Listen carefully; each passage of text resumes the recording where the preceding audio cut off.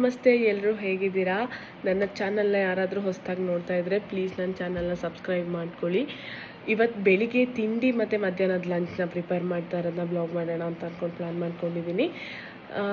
Same routine ದಿನ ಇದನ್ನೇ ಮಾಡ್ತಾ ಇರ್ತೀನಿ ಬೆಳಿಗ್ಗೆ, ಯಾಕಂತಂದರೆ ಹಸ್ಬೆಂಡ್ ಲಂಚ್ ಬಾಕ್ಸ್ ತೊಗೊಂಡು ಹೋಗ್ತಾರೆ. ಲಂಚಿಗೆ ಅಂತ ಮನೆಗೆ ಏನು ಬರೋಲ್ಲ, ಸ್ವಲ್ಪ ದೂರ ಇರೋದ್ರಿಂದ ಬೆಳಿಗ್ಗೆ ಮಾಡಿಬಿಟ್ಟು ಕೊಟ್ಟು ಕಳಿಸ್ಬಿಡ್ತೀನಿ. ಮೇಯ್ನಾಗಿ ಜಾಸ್ತಿ ವೆಜಿಟೇಬಲ್ಸ್ನೇ ಹಸ್ಬೆಂಡ್ ಜಾಸ್ತಿ ಇಷ್ಟಪಡ್ತಾರೆ. ಹಾಗಾಗಿ ಪಲ್ಯಗಳು, ಸಾಂಬಾರು, ರೈಸು, ಲಂಚಿಗೆ ನಾರ್ಮಲಾಗಿ ಬೆಳಗಿನ ಬ್ರೇಕ್ಫಾಸ್ಟ್ ನಾನು ಕೊಡೋಲ್ಲ, ತುಂಬ ರೇರಾಗಿ ಕೊಡ್ತೀನಿ. ಈ ಇಡ್ಲಿ ಆ ಥರ ಏನಾದರೂ ಇತ್ತು ಅಂತಂದರೆ ಅವ್ರು ಕೇಳ್ಬಿಟ್ಟು ಇಸ್ಕೊಂಡು ಹೋಗ್ತಾರೆ. ಇಲ್ಲ ಅಂತಂದರೆ ಲಂಚ್ನೇ ಮಾಡ್ತೀನಿ. ಅದನ್ನು ಸಿಂಪಲ್ಲಾಗಿ ಹೇಗೆ ಮಾಡ್ಬೋದು ಹಾಗೆ ನಾನು ಮಾಡ್ತಾಯಿದ್ದೀನಿ. ಒಂದು ಸಲ ನಿಮಗೂ ಅದನ್ನು ತೋರಿಸೋಣ, ನಿಮಗೇನಾದರೂ ಯೂಸ್ ಆಗ್ಬೋದು ಅಂತ.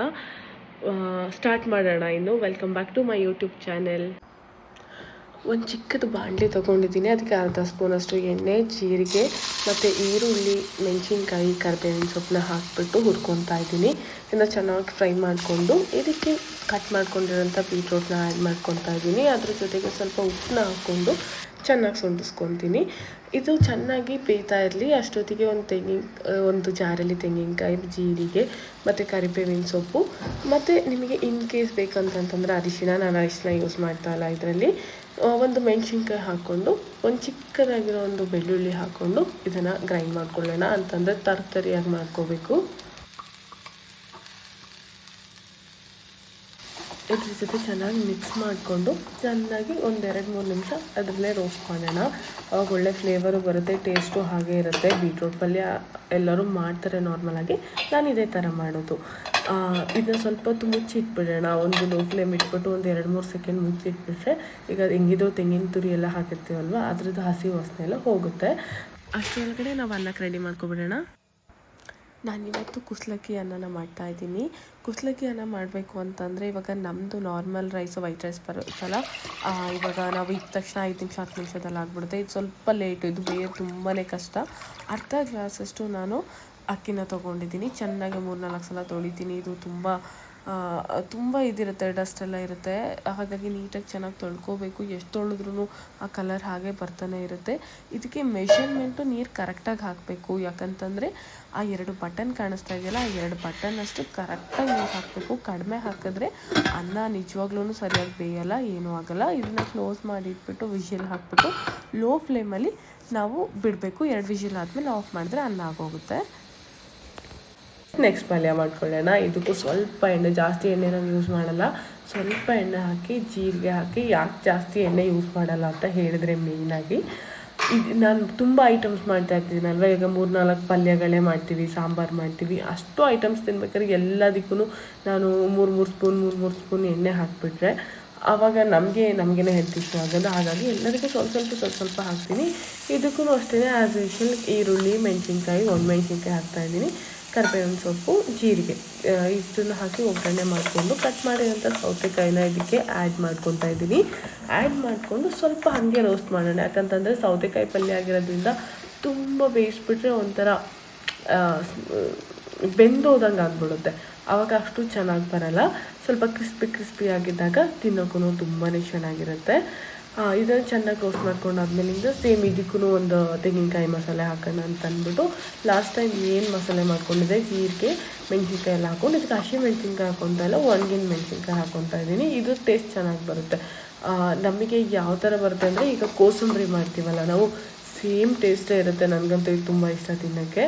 ಕೋಸಂಬರಿ ಟೇಸ್ಟೇ ಬರುತ್ತೆ. ಸ್ವಲ್ಪ ಉಪ್ಪು ಹಾಕ್ಕೊಂಡು ಜಾಸ್ತಿ ಬೇಯಿಸ್ಕೊಂಬಿಡಿ, ಹಾಗೇ ಮಾಡಿಕೊಂಡ್ರೆ ಸಾಕು. 1-2-3 ಸೆಕೆಂಡ್ಗೆ ಆಗೋಗ್ಬಿಡುತ್ತೆ. ಇನ್ನು ಆಫ್ ಮಾಡಿಕೊಂಡು ಇದ್ರ ಜೊತೆಗೆ ಮೂಲಂಗಿ ಸಾಂಬಾರು ಮಾಡ್ಕೊಂಡಿದ್ದೆ. ನಿಮಗೆಲ್ಲರಿಗೂ ಮೂಲಂಗಿ ಸಾಂಬಾರು ಮಾಡೋಕ್ಕೆ ಬರುತ್ತೆ, ಹಾಗಾಗಿ ನಾನು ಇದನ್ನೇನು ತೋರಿಸ್ಲಿಲ್ಲ. ಲಂಚೆಲ್ಲ ಪ್ರಿಪೇರ್ ಮಾಡಿಟ್ಟಾಯಿತು ಅಂತ ಹೇಳಿಬಿಟ್ಟು ಬೆಳಗಿನ ಬ್ರೇಕ್ಫಾಸ್ಟ್ ದೋಸೆ ಮಾಡೋಣ ಅಂತ ಅಂದ್ಕೊಂಡಿದ್ದೆ.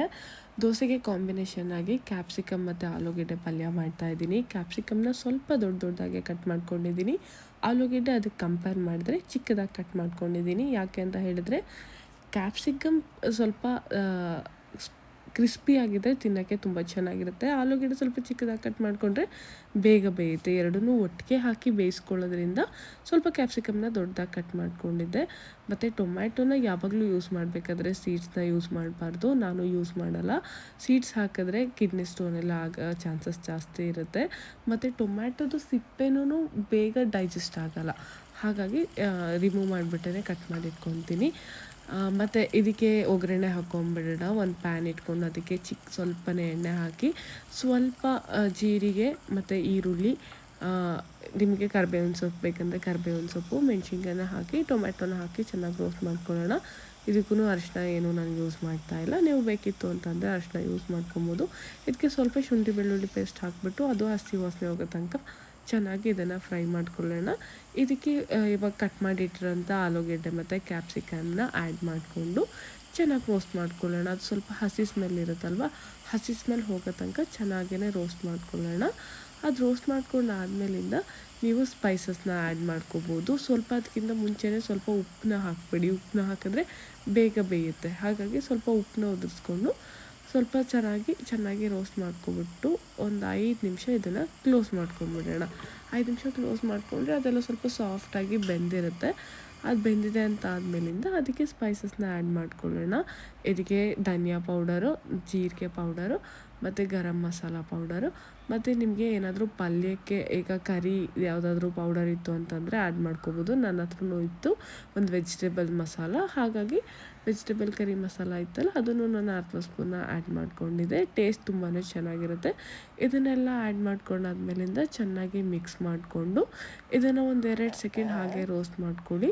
ಅದ್ರದ್ದು ಹಸಿ ಸ್ಮೆಲ್ ಇತ್ತು ಅಂತಂದರೆ ಹೋಗುತ್ತೆ. ಇದಕ್ಕೆ ಒಂದು ಗ್ಲಾಸಲ್ಲಿ ನಾನು ತೆಂಗಿನಕಾಯಿ ಹಾಲನ್ನ ರೆಡಿ ಮಾಡಿ ಇಟ್ಕೊಂಡಿದ್ದೆ, ಅದನ್ನು ಆ್ಯಡ್ ಮಾಡಿದೆ. ಆ್ಯಕ್ಚುಲಿ ಇದಕ್ಕೆ ಮೇಯ್ನಾಗಿ ಟೇಸ್ಟ್ ಕೊಡೋದೇ ತೆಂಗಿನಕಾಯಿ ಹಾಲು. ಅದನ್ನು ಆ್ಯಡ್ ಮಾಡ್ಕೊಂಡಿದ್ದೀನಿ. ಇವಾಗ ಉಪ್ಪೆಲ್ಲ ಕರೆಕ್ಟಾಗಿದೆಯಾ ಅಂತ ಒಂದು ಟೈಮ್ ನೋಡ್ಕೊಂಬಿಟ್ಟು ಇದನ್ನು ಚೆನ್ನಾಗಿ ಬಾಯ್ಲ್ ಆಗಕ್ಕೆ ಬಿಡೋಣ. ಇದು ಚೆನ್ನಾಗಿ ಬಾಯ್ಲ್ ಆದಮೇಲಿಂದ ಒಂದು 5ರಿಂದ 10 ನಿಮಿಷಕ್ಕೆಲ್ಲ ಚೆನ್ನಾಗಿ ಬಾಯ್ಲ್ ಆಗುತ್ತೆ. ಇವಾಗಲೂ ಹೇಳ್ತಾ ಇದ್ದೀನಿ, ಕ್ಯಾಪ್ಸಿಕಮ್ನ ಜಾಸ್ತಿ ಬೇಯಿಸ್ಕೊಂಬಿಡಿ. ಅದು ತುಂಬ ಸಾಫ್ಟ್ ಆಗಿಬಿಟ್ರೆ ಆ ಟೇಸ್ಟೇ ಹೊರಟೋಗ್ಬಿಡುತ್ತೆ. ಚೆನ್ನಾಗಿ ಬೆಂದಿತ್ತು. ಇದನ್ನು ಇನ್ನೊಂದು ಸಲ ಚೆನ್ನಾಗಿ ತಿರುಗಿಸ್ಕೊಂಡು ಟೇಸ್ಟ್ ಎಲ್ಲ ಕರೆಕ್ಟಾಗಿದೆಯಾ, ಉಪ್ಪೆಲ್ಲ ಕರೆಕ್ಟಾಗಿದೆಯಾ ಅಂತ ನೋಡ್ಕೊಳ್ಳಿ. ಕ್ಯಾಪ್ಸಿಕಮ್ನ ಜಾಸ್ತಿ ಬೇಯಿಸೋಕೆ ಹೋಗ್ಬಿಡಿ. ಇವಾಗ ಇದನ್ನ ಕ್ಲೋಸ್ ಮಾಡಿ ಇಟ್ಬಿಡೋಣ. ನೆಕ್ಸ್ಟು ದೋಸೆ, ಫೈನಲಾಗಿ ದೋಸೆ ಮಾಡ್ಕೊಳ್ಳೋಣ. ನೆನ್ನೆನೇ ಎಲ್ಲ ನೀಟಾಗಿ ಆಡಿಸಿಟ್ಟಿದ್ದೆ, ಚೆನ್ನಾಗಿ ಉಬ್ಬಿತ್ತು ದೋಸೆ. ಒಳ್ಳೆ ಮಸಾಲೆ ದೋಸೆ ಮಾಡ್ಕೊಳ್ಳೋಣ ಅಂತ ಅಂದ್ಬಿಟ್ಟು ಮಸಾಲೆ ದೋಸೆ ಮಾಡ್ತಾಯಿದ್ದೀನಿ. ಎಲ್ಲದಕ್ಕೂ ಎಣ್ಣೆ ಕಡಿಮೆ ಹಾಕಿದ್ದೀನಿ. ಆದರೆ ದೋಸೆಯನ್ನು ಮ್ಯಾಟರ್ ಬಂದಾಗ ಯಾವತ್ತೂ ಎಣ್ಣೆ, ತುಪ್ಪ, ಬೆಣ್ಣೆ ಇದು 3 ಕಡಿಮೆ ಮಾಡೋಕ್ಕಾಗೋದೇ ಇಲ್ಲ. ಚೆನ್ನಾಗಿ ಸ್ವಲ್ಪ ತುಪ್ಪ, ಎಣ್ಣೆ ಎಲ್ಲ ಹಾಕ್ಕೊಂಡು ದೋಸೆನ ಮಾಡಿಕೊಂಡೆ. ದೋಸೆನೂ ತುಂಬಾ ಚೆನ್ನಾಗಿ ಬಂದಿತ್ತು.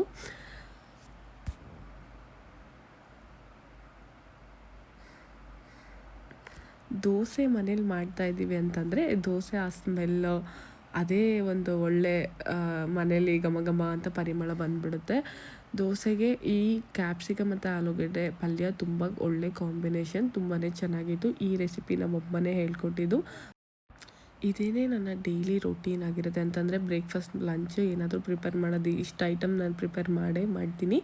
ಇವತ್ತು ನಾನು ಏನು ಮಾಡ್ತಾಯಿದ್ದೀನಿ ಅಂತ ನಿಮಗೆ ತೋರಿಸಿದ್ದೀನಿ. ನಿಮ್ಗೇನಾದರೂ ಇಷ್ಟ ಆಯಿತು ಅಂತಂದರೆ ಪ್ಲೀಸ್ ನನ್ನ ಚಾನಲ್ನ ಸಬ್ಸ್ಕ್ರೈಬ್ ಮಾಡಿ. Thank you.